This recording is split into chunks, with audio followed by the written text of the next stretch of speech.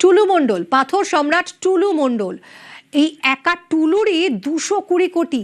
টুলুর বাড়ি থেকে বাজেয়াপ্ত 50 কোটি, বাড়ি থেকে সোনা নগদ মিলিয়ে প্রায় 50 কোটি, নগদ সোনা ব্যাংকের টাকা মিলিয়ে টুলুর 220 কোটির সম্পত্তি। পুলিশের হাতে টুলু মণ্ডলের 220 কোটি। সব মিলিয়ে টুলুর কত টাকা?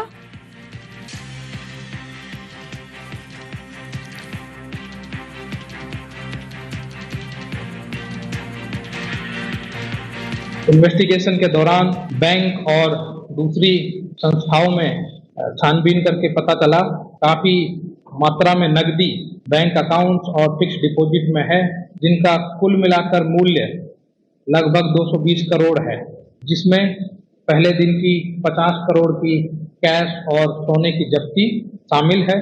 लगभग 400 बीघा लैंड के ऊपर कई सारी प्रॉपर्टीज, मकान और बिल्डिंग्स शामिल हैं, वो भी इन्वेस्टिगेशन का हिस्सा बनी हैं।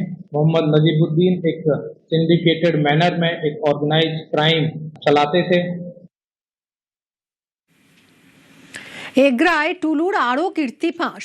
পিচের বদলে মাটি দিয়ে রাস্তা তৈরির অভিযোগ, প্রধানমন্ত্রী সড়ক যোজনা নিয়ে দুর্নীতির অভিযোগ। এগ্রায় মিরগদা পর্যন্ত রাস্তা তৈরিতে বেনিয়ম, টুলুর পাথর সংস্থার বিরুদ্ধে বেনিয়মের অভিযোগ, দেদার মাটি মিশিয়ে রাস্তা তৈরির অভিযোগ।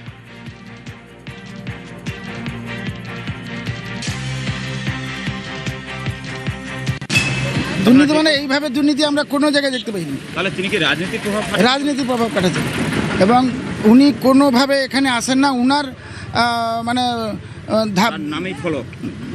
হ্যাঁ, তিনি কখনো আসেন কোনোদিন। এবং আমরা ব্লকেও যে বসছিলাম, আমরা 14 জন একটা কমিটি করেছিলাম, সেই কমিটি কোথায় কিভাবে ভেঙে গেল আমরা জানি না। আপনাদেরকে পুরো অন্ধকার, একদম অন্ধকারে। প্রথম কাজ শুরু হওয়ার আগে আমাদেরকে ডেকেছিলেন প্রধান, তারপরে জেলা পরিষদ, অমুক তসু, আমরা 14 জন একটা ছিলাম। বিডিও সাহেব আমাদেরকে নিয়ে একটা করেছিলেন, কিন্তু পরে দেখা গেল আমাদের এই কজনকে আউট করিয়ে কাজটা হচ্ছে। যখন টেন্ডার হতো ব্লক থেকে, ব্লক প্রশাসন করতো, ও ব্লকে আমি অনেকবার বিডিও সাহেবের কাছে কমপ্লেন করেছি যখন রাস্তা হচ্ছে, কারণ আমাদের তো জনগণের কাছে কিছু দায়বদ্ধতা থাকে। ব্লক প্রশাসন আমাদেরকে সেইভাবে জানতে দেয়নি, কারণ আমরা যেহেতু বিজেপি প্রধান আমি ছিলাম, তো অনেক কষ্ট করেও ওনাদেরকে করেছি, জনগণকে বুঝিয়েছি। কাজ হওয়ার সময়ও অনেক কাজ দেখেছি যে চোখের সামনে হয়ে যাচ্ছে কাজ, কিন্তু কিছু করতে পারছি না। আমাদের কিছু করার নেই। যে রাস্তা যে টাইপ করা কথা, যে শিডিউল অনুযায়ী আপনাদের কখনো শিডিউল দেখিয়েছেন? না, কখনো শিডিউল আমরা দেখাতে উনি দেননি, আর উনিও আমাদের সঙ্গে কোনো সময় যোগাযোগ করেন। এবার আরও শক্তিশালী দুর্নীতি দমন শাখা। সরকারি আধিকারিকদের দুর্নীতি বন্ধে কড়াকড়ি। দুর্নীতি দমন শাখায় রাজ্যের 3 আইপিএস অফিসার। দুর্নীতি দমন শাখায় আইপিএস মুরলীধর শর্মা, আইপিএস আকাশ মাঘারিয়া এবং আইপিএস কামনাশিস সেন। আরও 16 জন অফিসারকে দুর্নীতি দমন শাখায় নিয়োগ করা হচ্ছে। তৃণমূল জামানায় একাধিক দুর্নীতির অভিযোগ উঠেছে। দুর্নীতিতে নাম জড়ায় একাধিক সরকারি অফিসারের। যাদেরকে মূলত দুর্নীতি দমন শাখায় দায়িত্ব দেওয়া হয়েছে, যে 3 জন আইপিএস অফিসারকে, তাদের কিন্তু বিভিন্ন জেলার এসপি সিপি হিসাবে কাজ করার অভিজ্ঞতা রয়েছে। ফলত তাদের এই 3 দক্ষ আইপিএস অফিসারকে দায়িত্ব দেওয়া দুর্নীতি দমন শাখায় নিঃসন্দেহে গুরুত্বপূর্ণ। তার কারণ রাজ্য সরকার এবার এই দুর্নীতি দমন শাখা বা অ্যান্টি করাপশন ব্রাঞ্চকেই ঢেলে সাজাতে চাইছে। সেই কারণে আইজি পদমর্যাদার একজন অফিসার থাকা সত্ত্বেও আরও 3 জন আইপিএসকে নিয়োগ করা হলো এই দুর্নীতি দমন শাখায়, যেখানে আইপিএস মুরলীধর শর্মা, আইপিএস আকাশ মাঘারিয়া এবং আইপিএস কামনাশিস সেন, এই 3 জনকে যে নিয়োগ করা হয়েছে, এই 3 জনেরই কিন্তু বিভিন্ন জেলার এসপি সিপি হিসাবে অভিজ্ঞতা রয়েছে। পাশাপাশি আরও 16 জন অফিসারকে নিয়োগ করা হয়েছে এই দুর্নীতি দমন শাখায় এসআই পদমর্যাদার। অর্থাৎ এক্ষেত্রে স্পষ্ট যে দুর্নীতি দমন শাখাকে নতুন করে সাজানো হচ্ছে। কেন এই তৎপরতা অ্যান্টি করাপশন ব্রাঞ্চকে ঘিরে? যেটা প্রশাসনিক মহল সূত্রে জানা যাচ্ছে, তৃণমূল কংগ্রেস সরকারের আমলের সময় বিভিন্ন ধরনের দুর্নীতির অভিযোগের ফাইল কিন্তু খুলছে, আর এবার তা নিয়েও রাজ্য সরকার বিভিন্ন ক্ষেত্রে তদন্ত শুরু করেছে। সেই তদন্তের নাম জড়াচ্ছে সরকারি আধিকারিকদেরও। অ্যান্টি করাপশন ব্রাঞ্চ মূলত সরকারি আধিকারিকদের বিরুদ্ধে ওঠা বিভিন্ন অভিযোগে তদন্ত করে, আর তা নিয়ে সুপারিশ জমা দেয় রাজ্যের স্বরাষ্ট্র দপ্তরের কাছে। সেক্ষেত্রে মনে করা হচ্ছে এই দুর্নীতির তদন্তগুলিকে জোরদার করার জন্যই অ্যান্টি করাপশন ব্রাঞ্চকে নতুন করে সাজানোর উদ্যোগ। দুর্নীতি দমন শাখাকে ঢেলে সাজাচ্ছে শুভেন্দু অধিকারীর সরকার। অ্যান্টি করাপশন ব্রাঞ্চকে আরও শক্তিশালী করতে 3 আইপিএসকে নিয়োগ করা হয়েছে। এখন আপনার মনে যদি প্রশ্ন জাগে যে কেন অ্যান্টি করাপশন ব্রাঞ্চকে এতটা গুরুত্ব দিচ্ছে বাংলার বিজেপি সরকার, তাহলে আপনাকে মনে করিয়ে দিই কয়েকদিন আগেই বীরভূমের মোহাম্মদ বাজারের কথা। বালি মাফিয়া নাজিবউদ্দিন ওরফে টুলু মণ্ডলের আত্মীয়ের বাড়িতে কাঁড়ি কাঁড়ি টাকা পাওয়া গেল, তাল তাল সোনা উদ্ধার হলো, সব মিলিয়ে প্রায় 50 কোটি টাকা। এই টাকা দুর্নীতির, এই সোনা দুর্নীতির। গত 15 বছরে এমন টাকার পাহাড় আমরা বহুবার দেখেছি, কখনো নেতা মন্ত্রীদের ঘনিষ্ঠদের বাড়িতে, কখনো আবার ব্যবসায়ীদের ঠিকানায়। টুলু মণ্ডল কি আর শুধু বীরভূমে আছেন? টুলুরা আছেন পাড়ায় পাড়ায়।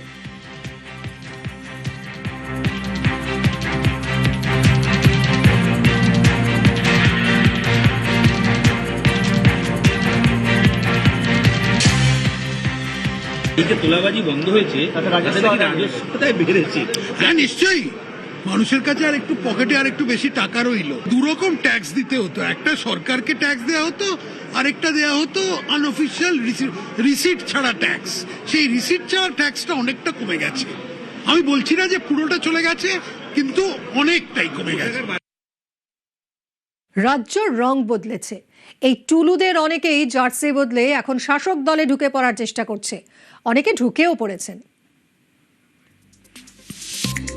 আমাদের দলের নাম নিয়ে কিছু মানুষ বিভিন্ন জায়গায় তোলাবাজির চেষ্টা চালাচ্ছে। মুখ্যমন্ত্রী শুভেন্দু অধিকারী কঠোর হাতে প্রশাসনিক স্তরে সেটা ব্যবস্থা নিচ্ছে। আমরাও দলের পক্ষ থেকে সাংগঠনিকভাবে যেটা করার করছি। বিচ্যুতি দু এক জায়গায় আছে, কিন্তু কোনো বিচ্যুতিকে দীর্ঘদিন মানা যাবে না। সরকারের নীতি এ ব্যাপারে 0 টলারেন্স। আরো 15 দিনের সময় দেখছি আমরা, তারপরে যেটা হবে বুঝতে পারবো। দুর্নীতি আছে, অস্বীকার করার কোনো জায়গা নেই, কিন্তু দুর্নীতি চলতে দেওয়া যাবে না, এই বার্তাই বারে বারে দিচ্ছে শুভেন্দু অধিকারীর সরকার। দুর্নীতি দমনই 1 নম্বর কাজ, তাই শক্তিশালী করা হচ্ছে দুর্নীতি দমন শাখাকে। অনেকে বলছেন বঙ্গে দুর্নীতির পাঁকে পদ্ম ফুটেছে, এবার পদ্মের লক্ষ্য দুর্নীতির পাঁক সাফ করে জলাশয়কে স্বচ্ছ করে তোলা।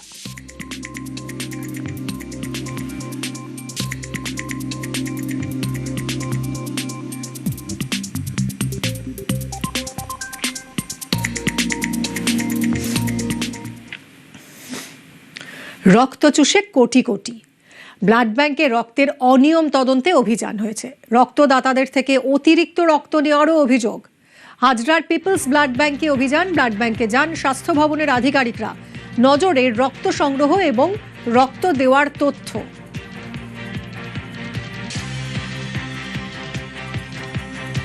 আপনার 500-র উপরেও কালেকশন দেখলো, 350 ব্যাগে ম্যাক্সিমাম কত নিতে পারবেন বলুন? আপনি এমার্জেন্সি, আপনাকে ধরবো। আপনি 350 ব্যাগে কত ম্যাক্সিমাম একজন ডোনারের থেকে ব্লাড নিতে পারেন? 350 বেশি তো নিতে পারবো না। এত বেশি নেওয়া যায় 10% ম্যাক্সিমাম প্লাস মাইনাস। 500-র উপরে আসছে ওজন, এটা কি হবে? প্রথম কথা হচ্ছে ওয়েইং ব্যালেন্স নিয়ে যান না ক্যাম্প্যাক নোট। 2 নম্বর হচ্ছে যে যার কাছে নিচ্ছেন বেশি ব্লাড নিচ্ছেন, কারো কম দেখলেন না। 3 নম্বর হচ্ছে 1:14 রেশিও সিপিডি আপনার মেনটেন হচ্ছে না। আপনার কি করে কোয়ালিটি মেনটেন হবে?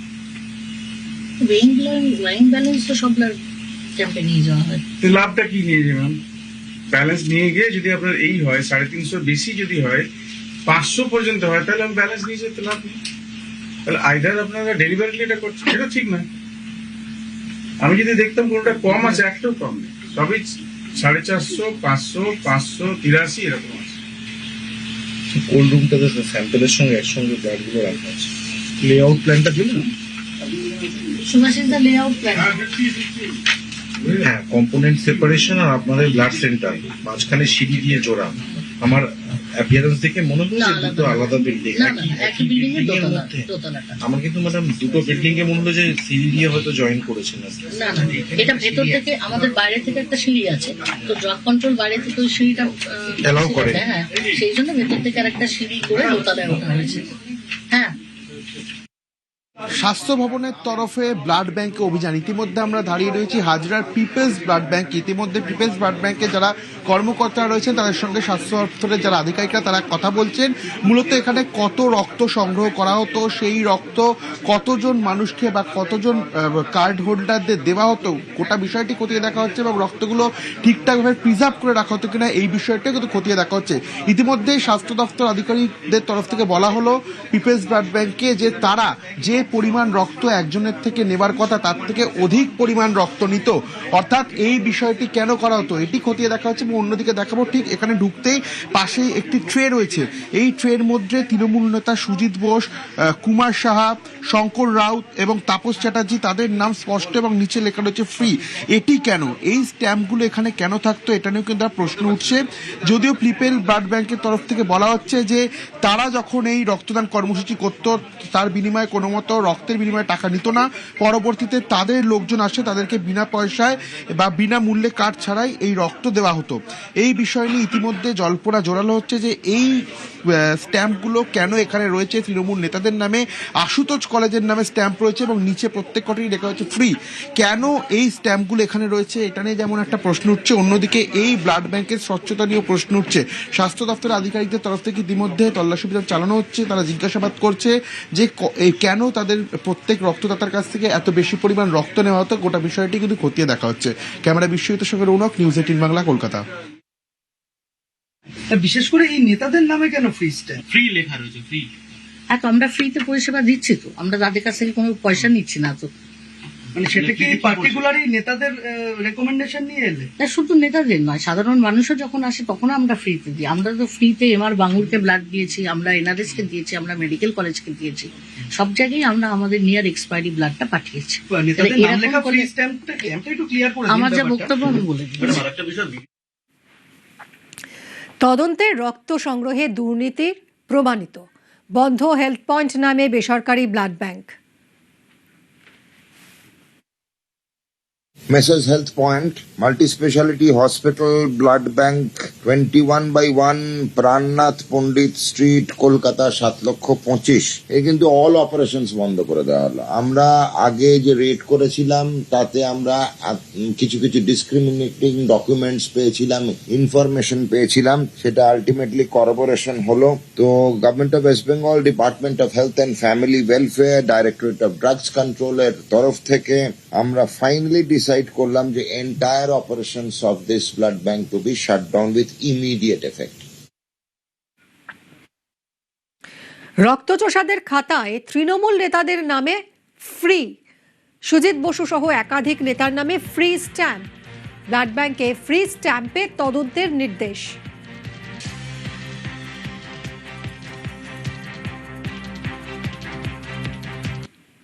শ্যামপুকুর স্ট্রিট সার্বজনীন দুর্গোৎসব কমিটি, কিছু কিছু জায়গায় আমরা নথিতে পাচ্ছি যে ফ্রি বলে লেখা আছে, তাতে লেখা আছে যে Sujit Bose free, Tapas Chatterjee free, Somshankar Raut free. তো এই রাজনৈতিক ব্যক্তিত্ব যারা আছে একই নামের, হতে পারে তারা, নাও হতে পারে তারা, কিন্তু তাদের সম্বন্ধে ফ্রি জিনিসটা কি, তাদের জন্য কি দেওয়া হচ্ছে, সেগুলো আমাদের চিন্তার ব্যাপার। রক্তচোষাদের কয়েকশো কোটির দুর্নীতি, দানের রক্তে কোটি কোটির দুর্নীতি, দাবি স্বাস্থ্যমন্ত্রী শারদ দত্ত মুখোপাধ্যায়। মুখ্যমন্ত্রীকে তদন্তের আবেদন জানাবেন মন্ত্রী। সবকিছু তদন্ত শেষ করে আমরা পাওয়ার পয়েন্ট প্রেজেন্টেশন দেখাবো যে কিভাবে এই জিনিস চলছিল আর কত দূর অব্দি এসে করা আছে। কয়েকশো কোটিতে যাবে, আমার মনে হচ্ছে এটা আমার আওতার বাইরে। আমি যা তথ্য পাচ্ছি, আমি মাননীয় মুখ্যমন্ত্রীর সঙ্গে আজকে একবার কথা বলবো, কেন স্বাস্থ্য দপ্তরের মতো কাজ করে বেনিয়ম বার করে দিয়েছে। দুর্নীতিটা কিন্তু আমাদের হোম মিনিস্ট্রি বা পুলিশ মিনিস্ট্রি বা মুখ্যমন্ত্রীর নিজস্ব দপ্তরকে পাঠিয়ে দিতে হবে। সরকারি নিয়ম না মেনে কোভিড টেস্ট, অভিষেকের কোভিড টেস্ট করানো নিয়ে রিপোর্ট তলব ন্যাশনাল মেডিকেল কমিশনের, ওয়েস্ট বেঙ্গল মেডিকেল কাউন্সিলের রিপোর্ট তলব।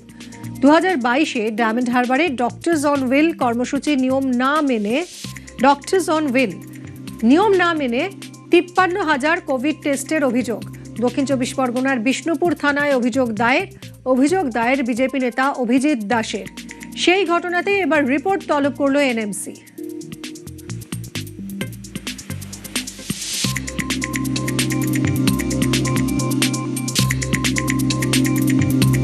যে 579 জনের টেস্ট হলো আর ICMR এর ডেটা লগে আপলোড হয়ে গেল 22,155 জন আক্রান্ত।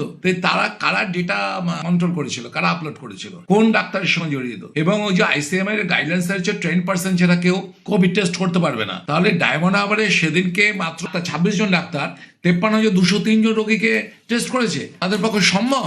তাহলে এই টেস্টগুলো কারা করেছে? কনস্টেবলকে দিয়ে করিয়েছে, আশাকর্মীদের দিয়ে টেস্ট করিয়েছে, এবং এই টেস্ট কিটগুলো একজন ভেন্ডারকে মাত্র MP নির্দেশে দেওয়া হয়েছে। পুরো টাকাগুলো সরকারি অর্থই অপচয় করেছে। যে অভিষেক ব্যানার্জির আজকে যে ওই ভুল যে তথ্যের ফলে কত লোক যে এখানটায় মারা গেছে কোভিডেতে, কারণ ও তো দেখিয়েছে যারা কোভিড আক্রান্ত তাদেরও বলেছে নেগেটিভ।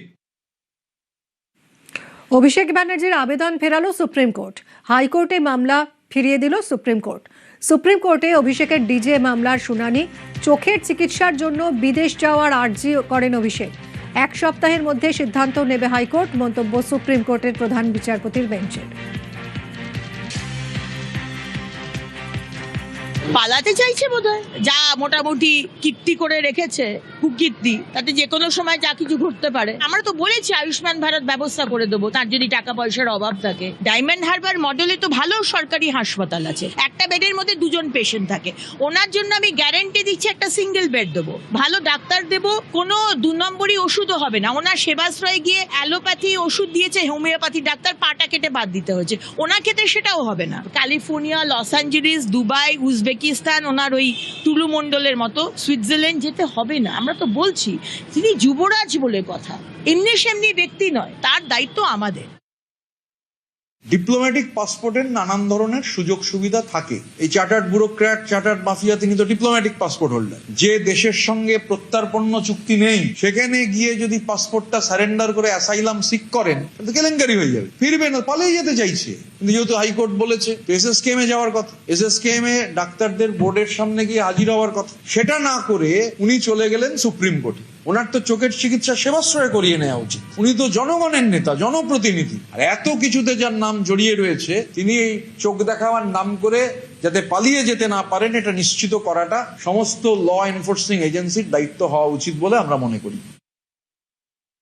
কারুর অসুস্থতা নিয়ে না কোনো মন্তব্য করা উচিত না, রসিকতা বা কটাক্ষ করবেন না। আপনি জানেন না ভবিষ্যতে আমাদের কার জন্য কি অপেক্ষা করছে। আরে চোখে সাধারণ সমস্যাটার ব্যাপারটা নয় যে বেশিক্ষণও তাকিয়ে থাকলে, বেশিক্ষণ কাজ করলে চোখ লাল হয়ে যায়, চোখ দিয়ে জল পড়ে, এগুলো দেখা। তার নিজের চোখের জন্য যদি চিকিৎসা করতে চায় তো তার ব্যাপার, পক্ষে বিপক্ষে তো আদালত বুঝবেন, তদন্তকারীরা বুঝবেন, আমরা কেন মন্তব্য করতে যাব। বিজেপির কোন নেতার আত্মীয় স্বজন সারা দেশের, তারা বিদেশে কখনো চিকিৎসার জন্য যান না তো। ফলে আমি অনুরোধ করবো যে ম্যাডাম আদালতকে বিচার করতে দিন, তাই নিয়ে কটাক্ষ, তাই নিয়ে রাজনৈতিক চিমটি এসব করতে যাবেন না।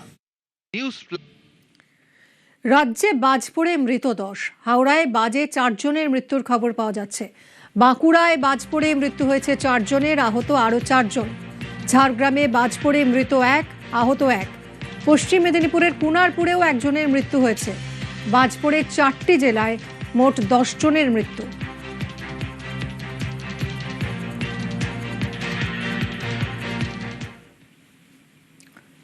মেঘভাঙা বৃষ্টি, হরপা বানে বিপর্যস্ত জম্মু কাশ্মীর। শুক্রবার থেকে অবিরাম বৃষ্টিতে পুষছে চেনাব। জম্মুর 3 জেলায় ক্ষতিগ্রস্ত ঘরবাড়ি। কিস্তওয়াড়, ডোডা, রামবনে বিপর্যয়। থই থই রাস্তাঘাট বন্ধ, জাতীয় সড়ক। ফিরছে গত বছরের অগস্টের সেই ভয়াবহ স্মৃতি। গত বছর 63 জনের মৃত্যু হয়েছিল, নিখোঁজ 30। আর এবারেও অগস্টে বিপর্যয় উপত্যকায়।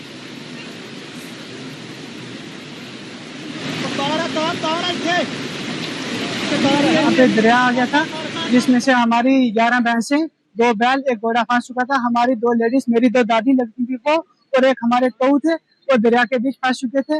जो कि 4-5 बजे के टाइम हमारे यहाँ चौकी अफसर साहब आए। उन्होंने आकर पहले पानी देखा, पानी का बहाव बहुत तेज था, और उसके बाद फिर उन्होंने रेस्क्यू टीम को इन्फॉर्म किया, वो भी यहाँ पर पहुंचे। बाकी JNK पुलिस पहुंची यहाँ पर, उनके साथ मिलकर हमने मिलकर, मैं भी बटार नाले में गया हुआ था, और हमने मिलकर उनके साथ मिलकर अपने भैंसों को भी लाया, और जो हमारी 2 दादियां थी वो भी बिल्कुल हिफाजत के साथ लाया गया।